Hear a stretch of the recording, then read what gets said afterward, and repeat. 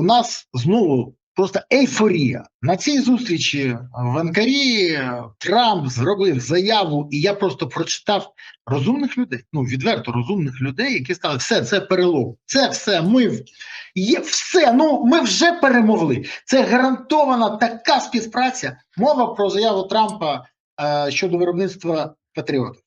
Ми дамо право Україні розробляти ракети до Петріот. Це заявив президент США Дональд Трамп. Опущу вас на землю. Ні, може заявлю. Я просто просто для наших глядачів, щоб вони розуміли. Я теж розумію. Розробниками та виробниками Петріот є не уряд США і навіть не компанії Дональда Трампа, а компанії Raytheon і Lockheed Martin. А також у виготовленні окремих там елементів, блоків бере участь Boeing. То про що мова? Це по-перше. За всю історію вони дали дозвіл тільки один раз Mitsubishi компанії в Японії. Японці 5 років будували виробничий процес. 5 років з баблом, з зусиллями держави, з технологічними рішеннями. То наскільки у нас це реально, скільки часу потрібно на побудову, потрібно на виробництво, чи дійсно нам щось дадуть, бо мені це нагадує історія з томагавками. От на наступному тижні ми вже отримаємо томагавки. З чого їх запускати, нікого не цікавило. Ми отримаємо томагавки. Може, до речі, це йшло про сокиру, я не знаю. То чи виробництво Петріот буде розміщено поряд з заводом Rheinmetall, який через саботаж нашої влади не можуть побудувати з лютого 24-го року? Чи все ж таки це я скептик, а все буде дуже добре? Головне, щоб не Вишневому його будували. Оце називається панч. Просто навіть нема що додати. Але якщо серйозно. Дивіться. Саме головне, що до тих вибухів в Вишневому підприємства із, скажімо, організації Міністерства оборони ніякого відношення немає. Це саме головне, що Збройні сили тут не при справах. Тут ближче питання до Банкової. Я вам задам декілька питань, і глядачі зрозуміють, наскільки цей популізм просто такий, не знаю, настільки уже нарваний. Проста річ. В Америці дюймова система вимірювання і вся документація в дюймах. Перше. Друге, і час переведення всіх розрахунків, чертежів безпосередньо в сантиметрове відношення, це не один місяць, і це ж треба, знаєте, скільки разів буде перевірити. І це якого рівня мусять працювати фахівці. Знову, переведення технічної документації на українську мову.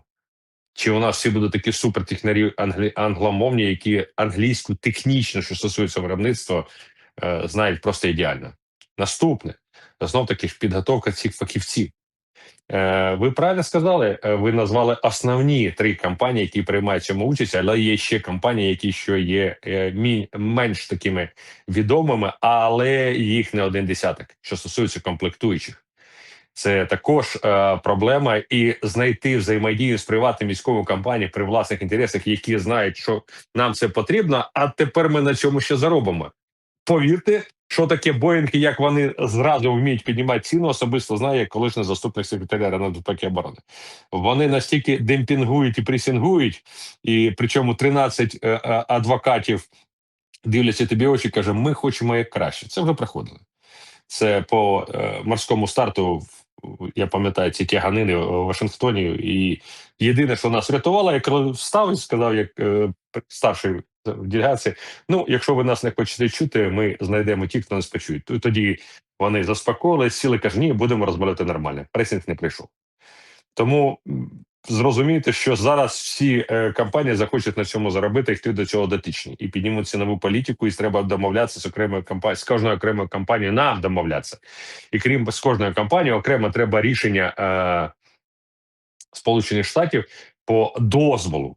Ну і саме найголовніше проблеми постачання. Там стільки технологічних нюансів, проблеми виробництва ракетного пального, а особливо твердопаливного ракетного пального. Це процес не одного дня, і наскільки він високотехнологічний, і які там просто величезні вимоги, треба зрозуміти, які гроші треба вкласти в підготовку людей, підготовку виробництва, в захист цих людей і цього виробництва. Це окреме питання.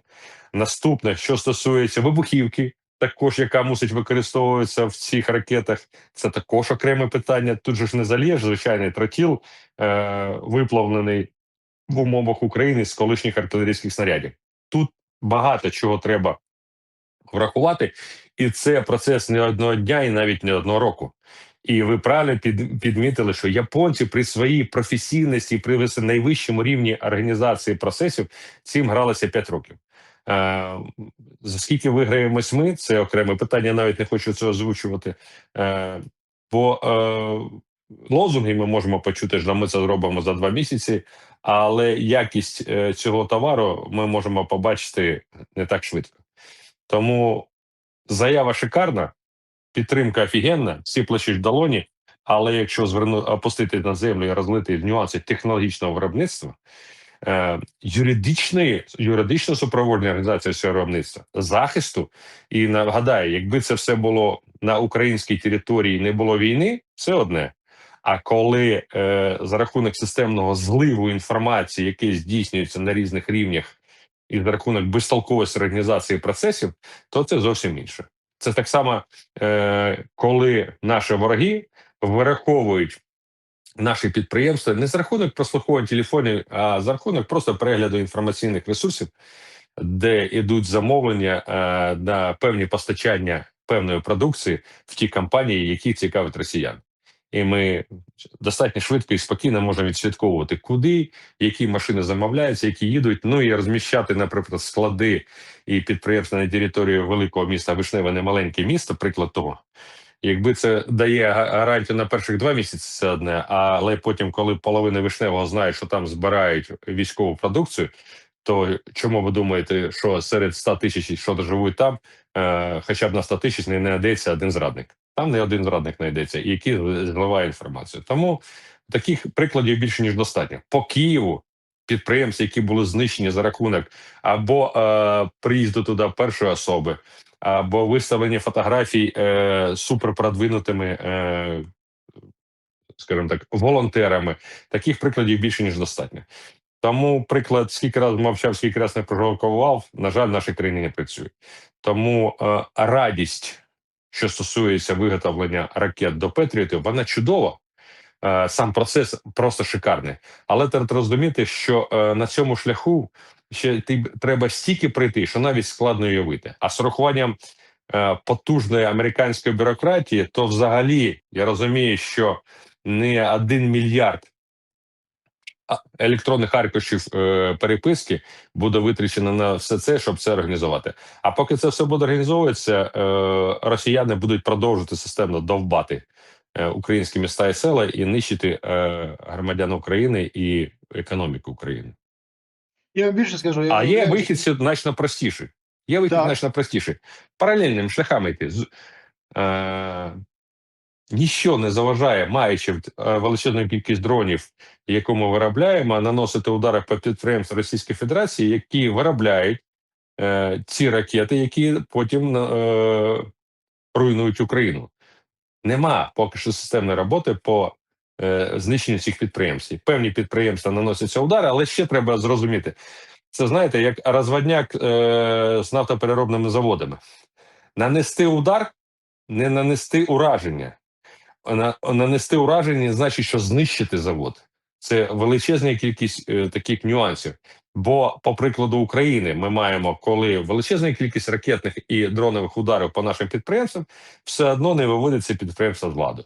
І для того, щоб зрозуміти масштаби будь-якого нафтопереробного заводу, приїдьте заводи, які у нас навіть по площі є в певних містах України, це не така проблема в інтернеті, подивіться, і обійдіть ножками навколо цього заводу. Ви зрозумієте масштаби цього заводу. І коли 1-2 дрони попадають, це не значить, що виводиться з ладу остаточно на 100% це підприємство. Тому завдання – це системна організація розвідки за результатами цих ударів і продовження цих ударів, аби значно збільшити шкоду на цих підприємствах. Доповідь закінчив. Дякую. Тут ще головне, що якщо будуть будувати у нас все ж таки заводи, щоб, ну так, для розуміння, щоб біля них ніхто не фоткався, як це було на Яворівському полігоні. Бо ніколи не добудуємо, а жертви будуть, як на Яворівському полігоні. Саме після фоток, які там були зроблені. Влада часто діє за принципом старого мультиплікаційного фільму «Маріо, де грабувати банк». Пам'ятаєте? Був такий мультик. Так, так. Оце основний принцип роботи влади. Грабування по Грабування по-італійськи, по-американськи. Так.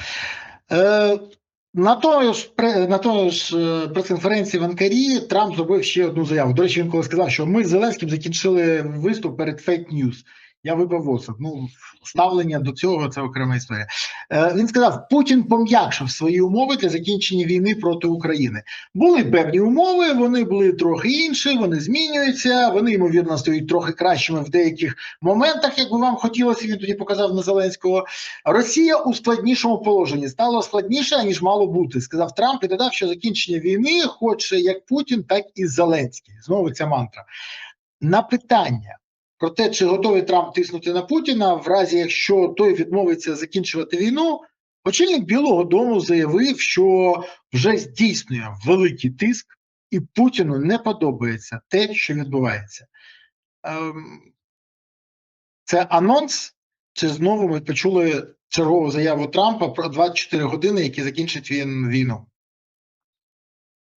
Знаєте, якщо проаналізувати, скільки разів чого він говорив і як це було здійснено, то краще вже промовчати. Це було вже скільки разів закінчилась війна з Іраном, так? І чим знову починалася. Так само, як і скільки разів закінчилась війна між Росією і Україною. Тому дивіться на ці речі значно спокійніше і розумієте, що робота американському уряді, американського керівництва, що стосується вирішення цієї проблеми, проводиться. Але в певних моментах Путін ще достатньо відчуває себе впевнено і продовжує бикувати, називаємо це так. І ми можемо розкладати дії Зеленського і Трампа, і інших європейських лідерів, але ми чомусь забуваємо, що росіянин, який керує власною країною, ще достатньо самовпевнений і відчуває свою силу. Так само, як і незважаючи на системні удари, ми поки що не ставимо Росію на коліна, і нам ще треба багато чого зробити, аби все ж таки системно поставити її на коліна. От я про це зараз і хочу поговорити, тому що про це вийшла стаття екс-головкому ЗСУ, посла України у Великій Британії Валерія Залужного. Він каже, що сучасний конфлікт дедалі менше нагадує боротьбу за територію і дедалі більше марафон на виснаження економік, технологій і суспільства. Це його стаття, яка вийшла у нас в Антифакс Україні і в британській The Telegraph. А якщо Зеленський постійно говорить, що війна от-от майже закінчилася, ну ми ж чуємо це постійно, от-от зараз все найкращий час. Я, до речі, на днях виклав в себе на Фейсбуці перелік там за останній рік, щось під більше 10 разів він казав по датах, коли, що вже війна закінчується. Зараз найкращі умови закінчення війни.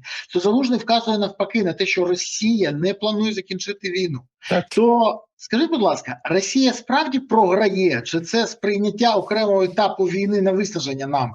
І чи Захід помиляється, оцінюючи війну лише за успіхами України, та чи може паливна криза на Росії все ж таки стати фактором примушення до реальних переговорів? Як сприймати взагалі цю статтю екс-головкома?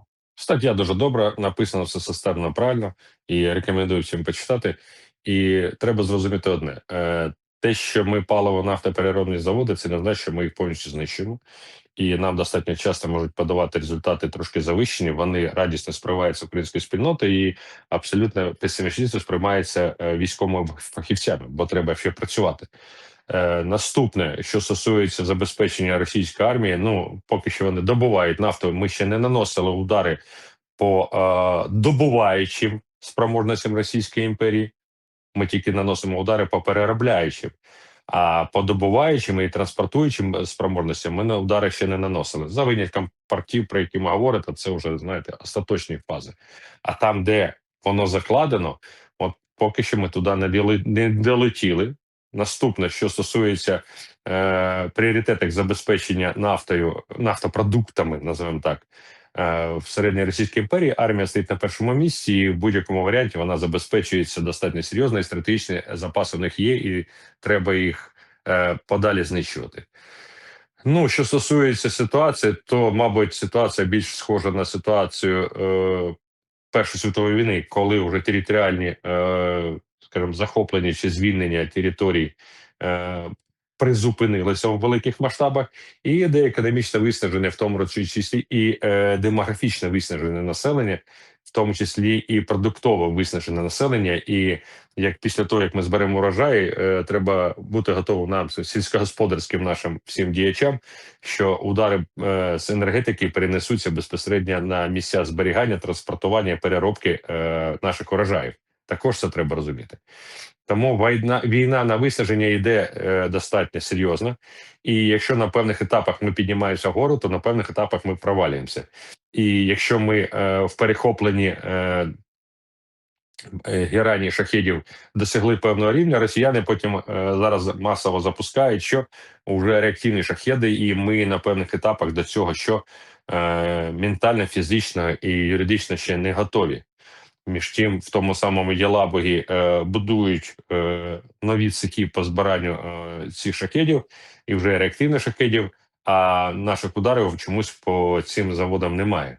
Тому десь виходимо ми, росіяни знаходять протидію, десь виходять росіяни, ми шукаємо протидії. Іде якраз економічне виснаження один одного і пошуки нових способів випряму ведення війни. А все інше залишилося так: економіка, люди і час визначають спроможність вистояти в цій війні. Ну і система держави, яка вміє організувати процеси. В певних моментах, коли піднімається питання проведення мобілізації, росіяни готові до проведення мобілізації, і їхні державні установи готові до цього. Як показує наш досвід, у нас величезна кількість питань до системності і правильності цієї роботи. Отаким чином.